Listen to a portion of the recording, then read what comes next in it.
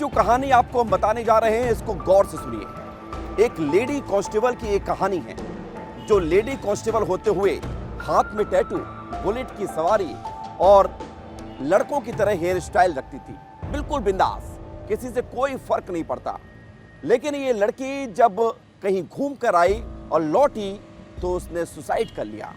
एक lady constable के suicide की कहानी, क्या है इसके पीछे राज और क्या इसके पीछे कोई प्रेम प्रसंग तो नहीं है, इस रिपोर्ट में आप देखिए।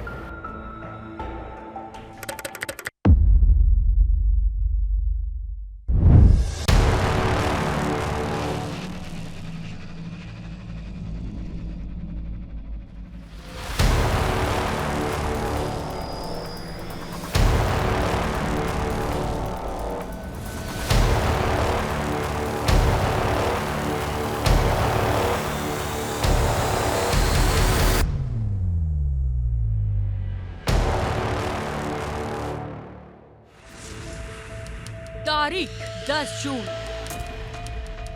जगह गुना, मध्य प्रदेश। वारदात सुसाइड।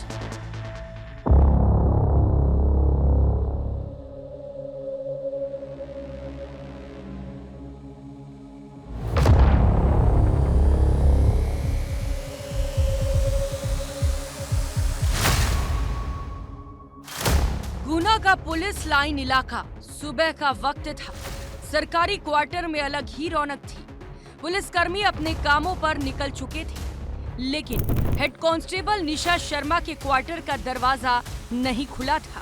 काम वाली भी दरवाजा खटखटाकर वापस लौट चुकी थी, लेकिन जब 12 बजे तक दरवाजा नहीं खुला तो पड़ोस में रहने वाले पुलिसकर्मियों के परिवार को आशंका हुई। तत्काल कैंट पुलिस को सूचना दी जाती है। मामला एक लेडी कांस्टेबल से जुड़ा था, लिहाजा पुलिस ने भी देर नहीं की। पुलिस काफी कोशिश करती है, लेकिन अंदर से कोई जवाब नहीं मिलता। सवाल यही था कि अंदर हुआ क्या है, और जब दरवाजा तोड़कर पुलिस अंदर दाखिल हुई तो होश उड़ गए।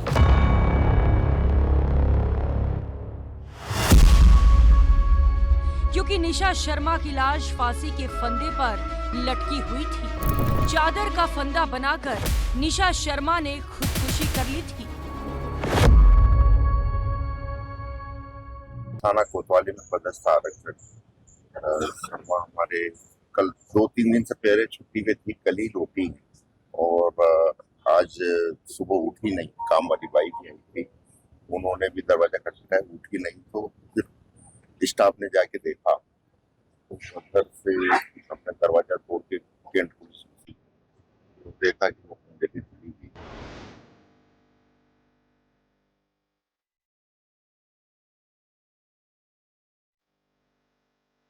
निशा शर्मा की सुसाइड से चारों तरफ हड़कंप मच चुका था। किसी को यकीन नहीं हो रहा था एक जिंदा दिल हेड कांस्टेबल ऐसा कदम भी उठा सकती है। बॉय कट हेयर स्टाइल, हाथ में टैटू, कपड़े पहनने का अलग अंदाज, कार और बुलेट की शौकीन निशा की जिंदा दिली का पूरा महकमा कायल था।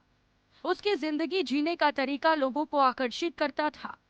खुश मिजाज निशा खुदकुशी जैसा कदम उठा लेगी, ये कोई सोच भी नहीं सकता था। पुलिस हैरान थी तो परिजन भी परेशान थे, क्योंकि निशा 2 दिन पहले ही अपने घर पहुंची थी। 2 दिन की छुट्टी लेकर अशोकनगर अपने घर गई थी और जब लौट कर आई तो ये मनहूस खबर परिवार को मिली। पिता सदमे में है कि आखिर निशा ने ऐसा कदम क्यों उठा लिया, क्योंकि ना तो जब निशा घर पहुंची थी तब ऐसा कुछ लगा था कि वो परेशान है। शाम के वक्त गुना पहुंचने पर भी पिता की उससे बात हुई थी। निशा उस वक्त भी खुश थी, ठीक वैसे ही बात की जैसे वो हमेशा करती थी।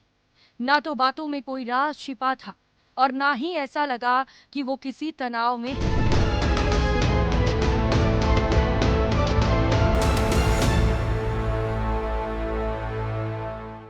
परसों शाम को बात हुई थी, शाम से फिर बात नहीं हुई। मैं वैसे भी 4-6 दिन में बात करता था उससे और बड़ी हंसी खुशी से बात हुई थी। किसी प्रकार की कोई वो नहीं, मुझसे सिर्फ इतना कहा था, पापा कोई बात की चिंता मत करना, आ गए अब तो घर पे।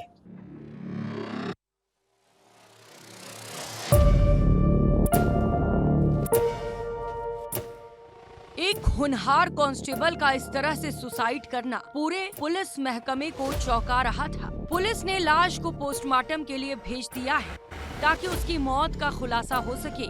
लेकिन अब बड़ा सवाल यही है कि आखिर निशा के साथ ऐसा क्या हुआ कि उसने जिंदगी से ही तौबा कर लिया।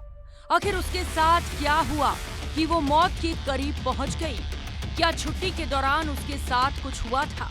क्या वो किसी तनाव में थी या फिर किसी साजिश का शिकार हो गई?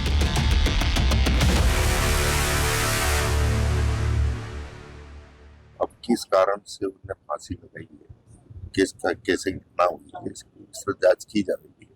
फिलहाल पोस्टमार्टम के लिए डेढ़ बजे रवाना किया उनकी परिजनों को।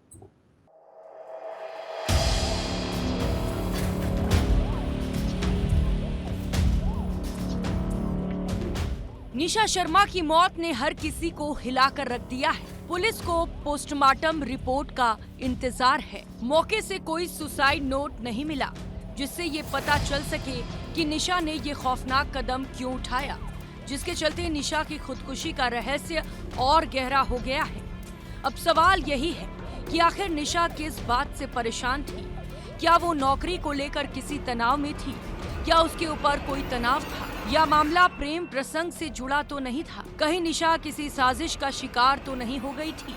मामला उस दौरान और भी पेचीदा हो जाता है जब उसने ये फांसी उस वक्त लगाई जब वो 2 दिन के छुट्टी के बाद घर से लौटी थी। तो कहीं ऐसा तो नहीं कि उसकी खुदकुशी का राज इन्हीं छुट्टी के दिनों में कहीं छुपा हुआ है? सवाल कई हैं जिनके जवाब जानने के लिए पुलिस जुटी हुई है। लेकिन बेहद स्टाइलिश, जिंदा दिल, होनहार, अलग अंदाज में जिंदगी जीने वाली निशा का इस तरह से मौत को गले लगाना न तो परिवार को समझ में आ रहा है और न ही पुलिस को। मोहन बघेल की रिपोर्ट।